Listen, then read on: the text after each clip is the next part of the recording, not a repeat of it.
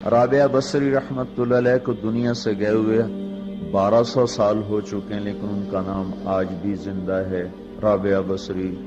گلگت کی عورتوں کو بھی پتہ ہے رابعہ بصری کوئی بڑی اعلیٰ درجے کی خاتون تھی، پنجاب کی عورت کو بھی پتہ ہے، عرب کی عجم کی عورتوں کو پتہ ہے رابعہ بصری نہ کوئی شہزادی تھی، نہ کوئی ملکہ تھی، نہ کوئی وہ خوبصورت تھی، نہ کوئی خاندانی تھی، بلکہ عورت ہونے کے لحاظ سے ہر عیب اس میں تھا۔ خاندان اچھا ہونا چاہیے تو وہ غلام تھیں، باندی تھی۔ شکل اچھی ہونی چاہیے تو وہ بدصورت تھیں، کالی تھی۔ پہ چلو شکل بے کیسی ہو، خاندان کیسا، اولاد کے قابل تو ہو۔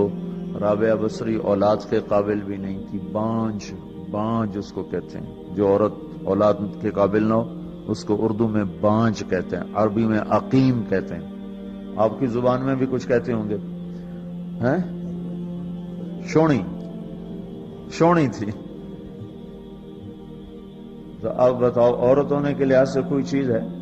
شکل، پہلا تاثر شکل، کالی، دوسرا تاثر خاندان، غلام، تیسرا تاثر اولاد کے قابل نہیں، بانج ہے، شونی ہے۔ تو 1200 سال کے بعد میں گلگت میں کیوں اس کا نام بلند کر رہا ہوں؟ میں نے کسی بادشاہ کی بیوی کا نام تو نہیں لیا، سکندر کی بیوی اور بنو امیہ اور بنو عباس کی ملکہ اور بیگمات، ان کے نام تو نہیں لیے۔ میں کہہ رہا ہوں رابعہ بصری، ان کی عادت یہ تھی، وہ روزانہ عشاء کی نماز کے بعد غسل کر کے کپڑے بدل کے اپنے خاوند سے پوچھتی آپ کو میری ضرورت ہے؟ اگر وہ کہتے کوئی نہیں ہے تو پھر پوچھتی مجھے اجازت ہے؟ وہ کہتے اجازت ہے تو پھر مصلی پہ کھڑی ہو جاتی ہے اور فجر کی نماز تک مصلی پر کھڑی رہتی تھی۔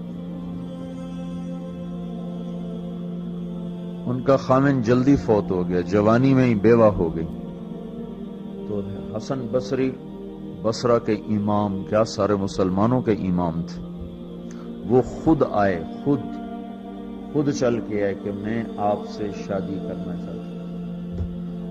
وہ کوئی شادی کا شوق نہیں تھا ان کو، وہ تو اولاد کے قابل نہیں، شکل صرف ان کی نیکی اور ان کا جو اللہ سے تعلق تھا، ان کو یہ لالچ ہوا کہ یہ میری بیوی ہو جائے تو اس کی تو فعل شاید میری بخشش ہو جائے۔ تو ان کے پاس آئے، کہنے لگے رابعہ میں آپ سے شادی کرنا چاہتا ہوں، خود پیغام لے کر آئے۔ تو انہوں نے فرمایا میری 4 باتوں کا جواب دے دو تو میں شادی کر لیتا ہوں۔ کہنے لگے کیا؟ کہ یہ بتاؤ میں جنتی ہوں کہ دوزخی ہوں؟ کہنے لگے یہ تو میں کچھ نہیں کہہ سکتا۔ اچھا یہ بتاؤ جب اللہ تعالیٰ قیامت میں اعمال نامے اڑائے گا، کسی کے سیدھے ہاتھ میں آئے گا، کسی کو الٹے ہاتھ میں آئے گا، میرے سیدھے ہاتھ میں آئے گا کہ الٹے ہاتھ میں آئے گا؟ کہنے لگے یہ بھی کچھ نہیں بتا سکتا۔ کہنے لگے اچھا یہ بتاؤ جب اللہ نیکیوں کو تولے گا، کسی کی نیکیاں بڑھ جائیں گی، کسی کے گناہ بڑھ جائیں گے، میرے گناہ زیادہ ہوں گے، نیکیاں زیادہ ہوں گی؟ کہ یہ بھی نہیں بتا سکتا۔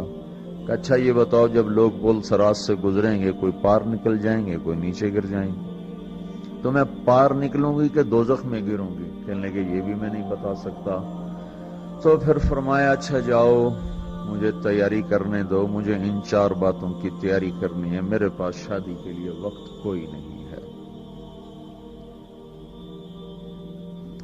ایک دن اٹھی، سالن پکانے کے لیے سالن ہانڈی، دیکھا تو پیاز کوئی نہیں، اب پیاز کاٹ کے ہانڈی میں ڈالا جاتا ہے۔ اب پریشان بیٹھی ہیں، نہ کوئی بیٹا، نہ بیٹی، نہ خامد، نہ بھائی، نہ کوئی خادمہ۔ تب سوچ میں پڑی پیاز کہاں سے لوں؟ اوپر سے ایک چیل اڑتی ہوئی جا رہی تھی، اس کے پنجوں میں پیاز تھا۔ جب وہ اوپر آئی ہے تو اس کے پنجے چھوٹے اور پیاز سیدھا رابعہ بصری کی گود میں آ کے گرا۔ جو ہم سے دوستی لگاتے ہیں ہم پرندوں کو ان کا خدمت گزار بنا دیتے ہیں۔ ہاں، جو اللہ سے دوستی لگا لیتے ہیں اللہ دنیا ان کے لیے مسخر کر دیتا، اللہ دنیا ان کے پاؤں میں ڈال دیتا۔ تو جب ان کا انتقال ہوا، رات کو ان کا انتقال، تو اپنی خادمہ سے کہا بس 2-4 آدمی بلا کے مجھے جلدی سے دفن کر دو، کسی کو نہ بتاؤ، صبح لوگوں کو بتا دینا، اور مجھے کفن دینا میری اس چادر میں جس میں میں تہجد پڑھا کرتی تھی۔ تو انہوں نے راتوں رات دفن کر کے صبح اعلان کیا، شور مچ گیا، ہائے کیوں بتایا، کیوں نہیں بتایا، کیوں؟ تو اگلی رات ان کی خادمہ نے ان کو خواب میں دیکھا، سبز لباس پہنا ہوا، حسن و جمال، سورج چہرے پہ چمک رہا۔ پوچھا آپ کے ساتھ کیا ہوا؟ کہا میرے اللہ نے میرے ساتھ بہت عمدہ معاملہ کیا۔ کہا آپ کی وہ چادر کہاں گئی جس میں آپ کو کفن دیا تھا؟ کہا وہ اللہ تعالیٰ نے اتار لی ہے اور مجھے جنت کا جوڑا پہنایا ہے، اور اس چادر کو اللہ نے سنبھال کے رکھا ہے، جب قیامت کے دن میری نیکیوں کو اللہ تولے گا تو اس چادر کو بھی اس میں تولے گا۔ انہوں نے پوچھا منکر نکیر کا کیا ہوا؟ سوال جواب ہوتا ہے نا، منکر نکیر آتے ہیں، ان کا کیا ہوا؟ کہا وہ آئے تھے تو انہوں نے مجھ سے کہا من رب کی، تیرا رب کون ہے، تیرا رب کون ہے؟ تو میں نے منکر نکیر سے کہا جس اللہ کو 40 سال نہیں بھلایا اس کو 4 ہاتھ زمین کے نیچے آ کر میں بھول جاؤں گی۔ یہ نہیں کہا ربی اللہ ہے، بلکہ ان کو یوں کہا کہ جس رب کو 40 سال میں نہ بھلا سکی اس کو 4 ہاتھ زمین کے نیچے آ کر میں بھول جاؤں گی۔ تو منکر نکیر نے کہا اب اس کا آگے کیا حساب لینا، چلو بھائی واپس چلو، چلو بھائی واپس چلو۔ یہ بات آپ نے حضرت عمر سے فرمائی تھی، عمر وہ کیا دن ہوگا جب تو قبر میں ہوگا اور منکر نکیر آئیں گے زمین کو چیرتے ہوئے، اور ان کے ہاتھ میں ہتھوڑا ہوگا، ساری دنیا کے انسان جن اٹھانا چاہیں تو اٹھا نہیں سکیں گے، اور ان کی آواز میں بجلی کی کڑک ہوگی، اور وہ زمین کو چیرتے ہوئے آئیں گے، ان کے دانت لمبے ہوں گے، تو وہ آ کر تم سے سوال کریں گے من ربک ما دینک من نبیک۔ تو حضرت عمر کہنے لگے یا رسول اللہ میرے ہوش ٹھیک ہوں گے؟ جیسے میں اب بیٹھا ہوں میں ایسے ہوں گا؟ تو ہمارے نبی نے فرمایا ہاں تو ایسے ہی ہوگا جیسے تو اب بیٹھا ہوا ہے۔ تو کہنے لگے پھر میں اچھی طرح ان سے نمٹ لوں گا۔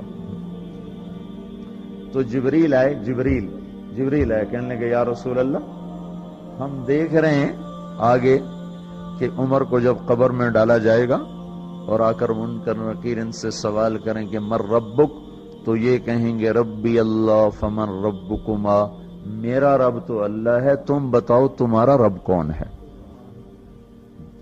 میرا دین تو اسلام ہے، تم بتاؤ تمہارا دین کیا ہے؟ تو وہ منکر نکیر کہیں گے عجیب بات ہے، ہم تمہارا حساب لینے آئے کہ تم